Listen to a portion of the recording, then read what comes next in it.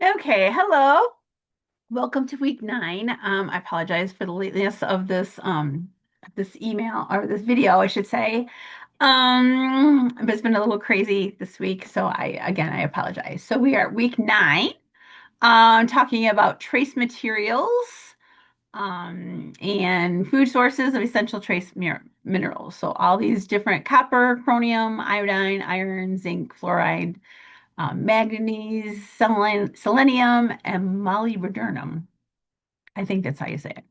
Anyway, so you're gonna explain the functions of the nutrients, what they do for your body, apply evidence-based nutrition guidelines, and apply course concepts that you're learning. So your reading for this week is chapter 11, and then you're going to watch this video of a dietitian's favorite vitamin D rich foods. And the lady, she's kind of cute. It's really funny. So anyway, so the bulletin board. Oh, I'm sorry. I'm not sharing my screen. Let me go back. All right, let's go back here. You're just looking at me. I apologize. All right. Again, reading chapter 11. The bulletin board is on reading this chapter 11. So after reading this week's assigned chapter 11 on trace materials in your textbook, use this 2+2 bulletin board to reflect on what you've learned and what you still have questions about. So contribute a post here containing 2 key facts about micronutrients and trace minerals that you think people generally just don't know. And then 2 questions or wonderings that you have, right? You can have just 4 bullet points for that. Is fine. And that's all you have to do. You do not have to reply. Oh, you do have to reply. I apologize. You have to reply. This is +2. That's why I didn't look at the +2. Usually, yeah, bulletin board, you don't have to, but this one you do. So you need to reply to 2 people about what you agree with them or not agree with them. All right. Um, so you have a bulletin board this week. You don't have a discussion. Then, of course, you have the bulletin board replies.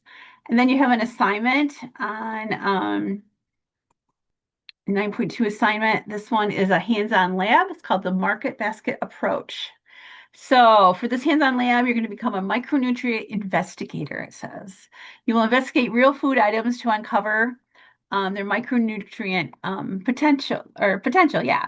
You'll learn to truly see the vitamins and minerals hidden within common foods and how different food choices contribute to your overall nutrient intake.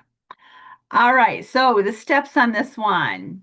Choose 3 whole food items you regularly eat or could eat regularly. A whole food item is something minimally processed, natural, and as close to original state as possible. Ideally, containing no added ingredients like sugar, salt, or preservatives. So if I was to do this, I would pick probably watermelon because I eat a lot of watermelon right now. I would pick probably a burger because I'm eating lots of burgers right now, or some corn, eating corn, a grain, like I'm eating a lot of muffins. So you need to pick 3 of those, right? I would suggest not using these ones that they've given you examples of, right? I remember one of the classes that's they all had the same thing. So don't use the ones that they have examples of, right? I want to see what you eat. Then estimate the serving size. So how much do you think you eat? Like I know a watermelon, I eat probably 2 cups of watermelon. For a burger, I eat probably it's a 3 ounces of meat with a bun, right? Estimate what it is.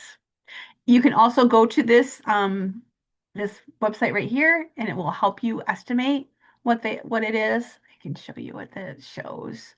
Just kind of tells you how you can estimate a fist, make a fist, that's about a cup, and then some other things on here that give you some ideas of how to estimate your kind of the same way as you did in the beginning of the class. All right, so what you're going to do, number 3. You're going to investigate the micronutrients in each item by using the USDA Food Data Central Database. So you're going to go to this, we'll get there. In the database, in the search bar, you're going to enter one of your food items. So I'm going to do watermelon. And then look at the tabs that load across the top of the page to see which database contains your food items. So some of them won't contain it, some of them will. Click on one of the database that contains your food item. View the detailed micronutrients information. Important, make sure that your portion size displayed in the database aligned with your estimated serving size. So for an example, I'm said I ate 2 cups of watermelon. What if the thing only says one? I need to make sure it says two, right? So it's going to be the same. Displayed in the database aligns with your estimated serving size. If the quantities are not the same, you will need to multiply it or divide it. So for an example, if it says only one and I'm used two, I'm going to have to divide that by two. All right. Not real hard. Then you're going to record your findings. All right. You're going to, for each of your three chose, well, let's go to this first. Let's go here to the database. All right. And you're going to put in your, so I'm going to put watermelon and then click, all right. Watermelon seedless, flesh only raw, or watermelon seedless, rind only. I'm going to eat the rind. I'm not going to eat the rind. I'm going to eat. Okay. So this is all that it says about my watermelon. All this stuff. It says it has water, 90%, 90 grams of water. It has nitrogen in it, has some protein, has some ash, which is interesting. It has carbs because it has some sugars in it. The minerals it has in it is calcium and iron, magnesium, phosphorus, potassium, sodium, a little bit. It's not very much. Zinc has a tiny bit of copper, magnesium, and it has some vitamin C in it, and folate. Okay, so then you're going to go back here. And remember, you're going to do that for 3 foods. So I got that. Oh, I forgot to look to see if that was 1 cup, didn't I? 100 grams. Anyway, just make sure that it says. All right. Go back to here. Okay. Make sure you're watching the same one that I have. All right. Okay. Then you're going to go down here to number 4. Record your findings. For each of your 3 chosen food items and their estimated serving size, get the closest you can. Record the following micronutrient information from the database. So the food item, I have watermelon. Your measured or estimated serving size, volume and weight. How, 3 vitamins in this food item and their weight in grams. So remember I went in there and it said vitamin C. What did it have in there? Did it have vitamin A or whatever ones I had? It might only have 1 vitamin in it. Or if I remember right, it said vitamin C and folate, it had it in it. Look to see what those vitamins are in there. And 3 minerals are in it. Did it have calcium? Did it have potassium? Magnesium? What did it have? And how much? So if it had iron, did it have 6 grams, 7 grams, however many it had? And then you're going to reflect and write about what you learned. So after which of your chosen foods is a surprisingly good source of a particular micronutrient?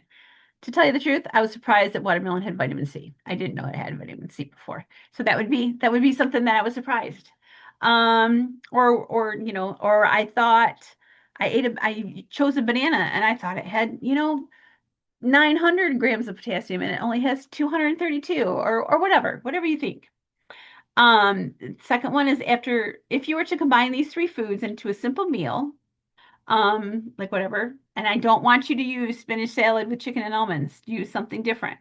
What key ingredients would this meal provide? I want you to use the foods that you looked up. So what did I say? Watermelon. I can't remember the other 2, but I'm eating a lot of watermelon, a lot of yogurt and granola. That's a lot of what I'm eating. So that could be a meal.